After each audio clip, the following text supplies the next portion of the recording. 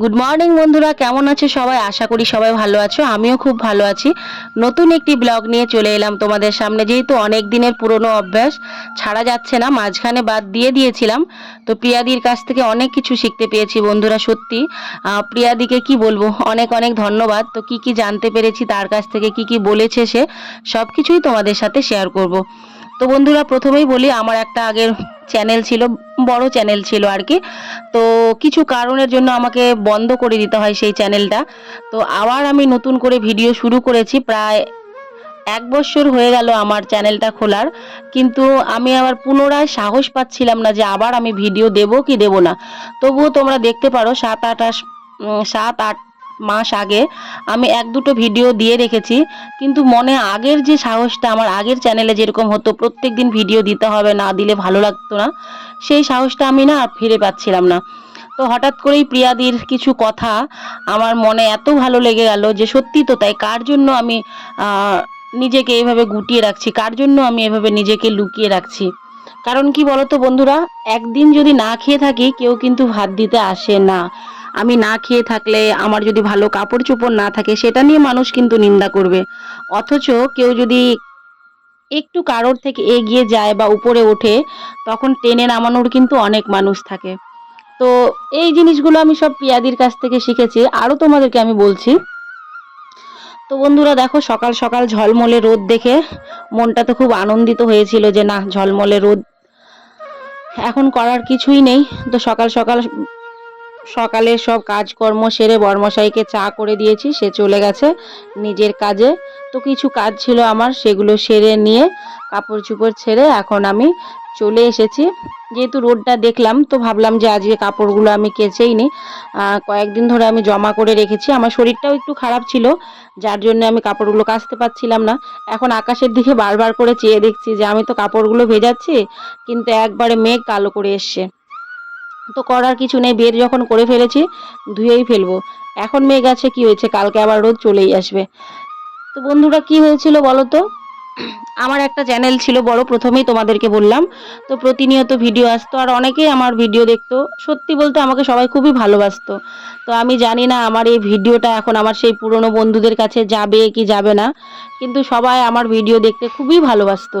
সবাই আমাকে কমেন্ট করে বলতো যে তোমার, আমি যখন বড় ভিডিও দেওয়া বন্ধ করে দিয়েছিলাম, মাঝের মধ্যে শর্ট দিতাম, তখন বলতো আবার তোমার সেই রান্নাঘর কবে দেখতে পারবো, আবার সেই তোমার ঘর, সেই ছোট্ট উঠান কবে দেখতে পারবো। তো আমি না পেরে উঠিনি, কারণ কিছু পাড়া প্রতিবেশী এমনভাবে আমাকে এমন এমন কথা বলেছে বন্ধুরা, যেটা আমি নিতে পারিনি। অনেকে আছে না, কিছু বললে গায়ে না মেখে কাজ করে যায়, কিন্তু আমি না সেগুলো পারি না। অথচ আমি কিন্তু কোনোদিন কোনো খারাপ ভিডিও বা কোনো অশ্লীল কোনো কিছু আমার ভিডিওতে আমি কোনোদিনই দেখাইনি। আমি প্রত্যেক দিনের আমার নিত্য কাজকর্ম আমি যেগুলো করি সেগুলোই কিন্তু শেয়ার করতাম।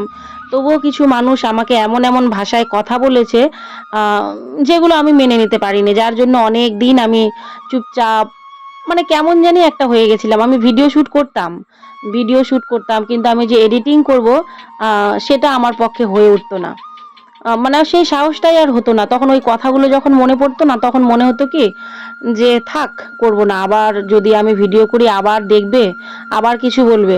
এই করতে করতে করতে করতে ওই চ্যানেলটা, সত্যি কথা বলতে বন্ধুরা, এখনো যদি আমি ভিডিও ছাড়ি, আমি জানি আমার পুরনো বন্ধুরা আবার সবাই আমার ভিডিও দেখবে।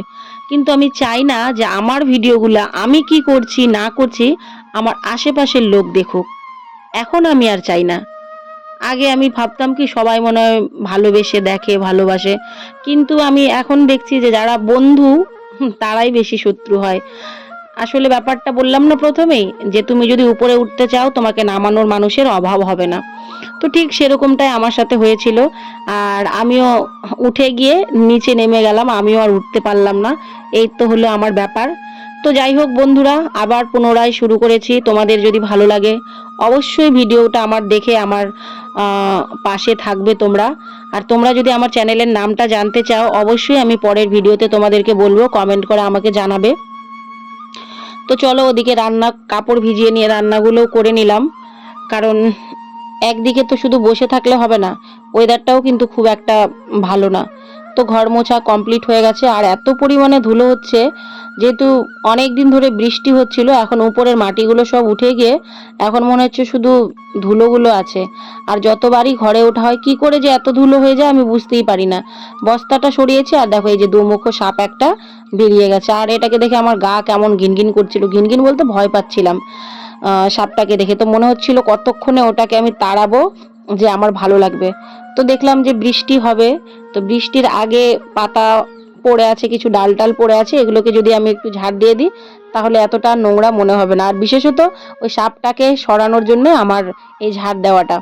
তো ভাবলাম একবারে ঝাড়ও দিয়ে দিই, পরিষ্কারও হয়ে যাবে, ভালোও লাগবে। তো সেটাই হলো বন্ধুরা। প্রিয়াদির আমি কিছু কিছু ভিডিওতে লক্ষ্য করেছি প্রিয়াদি অনেক কথা বলে, তো সেগুলো একবারে বাস্তব কথা। কারণ কি বলতো, যে যে যতই খারাপ ইসে করুক না কেন, নিজে যদি ঠিক থাকা হয়, অনেক সময় আমরা অনেকের কথাতে ভেঙে পড়ি, কিন্তু নিজে যদি ঠিক থাকা হয় তো কেউ কিন্তু কিছু করতে পারবে না। আমি তাকে দেখে শিখি, প্রিয়াদিকে কত মানুষে কত কথা কত কিছু বলে, তবুও কিন্তু সে, হ্যাঁ প্রিয়াদিও কিন্তু মেনে নিতে পারে না, প্রিয়াদিও কিন্তু কন্ট্রোভার্সি মেনে নিতে পারে না। সে একদিন দুদিন দেখে, 3 দিনের দিন কিন্তু ভিডিও করে বলতে আসে যে তোমরা কেউ এভাবে করে কন্ট্রোভার্সি করো না।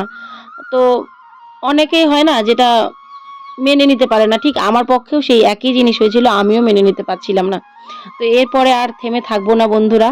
তো চ্যানেলটা অনেক দিন ধরেই খুলেছি, 2-3টে ভিডিও দিয়েছি, শর্ট দিয়ে দিয়ে চালিয়ে রাখছি। তো এখন থেকে ভাবছি বড় ভিডিও দেব, আর আশা করি আগের মতন আবার তোমাদেরকে সবাইকে পাশে পাবো। তো চলো, কাপড় চোপড় সব ধোয়া হয়ে গেছে, আর বাইরে মেলে দিলাম না, কারণ বাইরে যদি মেলে দিই হঠাৎ করে যদি বৃষ্টি আসে আবার তুলতে যেতে হবে, ততক্ষণে আমার কাপড় চোপড় ভিজবে, আমি তো আরোই ভিজে যাব।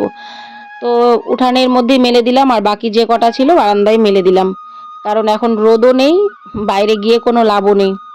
তো চলো এখন স্নান করব, আর প্রচণ্ড পরিমাণে গরম লেগে আছে।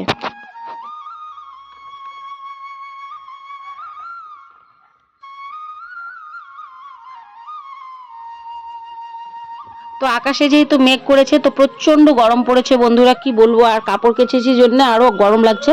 তো ভাবলাম একটু ঘরে ফ্যানের হাওয়া খাই। ঘরে এসে দেখছি সোফার এই অবস্থা। আসলে একা মানুষ, যেদিকেই দেখবো না সেদিকেই অন্ধকার। একা মানুষ থাকলে বুঝতেই পারছো, একা একাই সব কিছু করতে হয়। তো সোফাটা এদিকে ঠিক করে দিলাম, আর দেখলাম বিছানাটা ঠিকই আছে। সকালে ঘুম থেকে উঠে বিছানাটা ঠিক করে নিয়েছিলাম।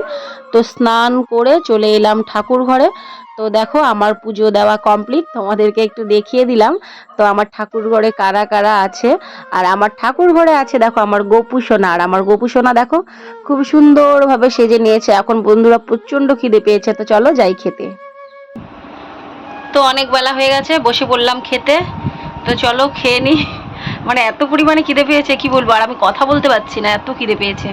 তো এই যে দেখো নিয়ে নিয়েছি এখানে, এই দেখো নিয়ে নিয়েছি ভাত, থোর ভাজা, আর এখানে যে সয়াবিনের তরকারি আমি পাতেই নিয়ে নিলাম, বাটি আমার প্রয়োজন হবে না। তো লবণ নিয়ে নিলাম যদি লবণ কম হয় আর উঠে যেতে ইচ্ছা করবে।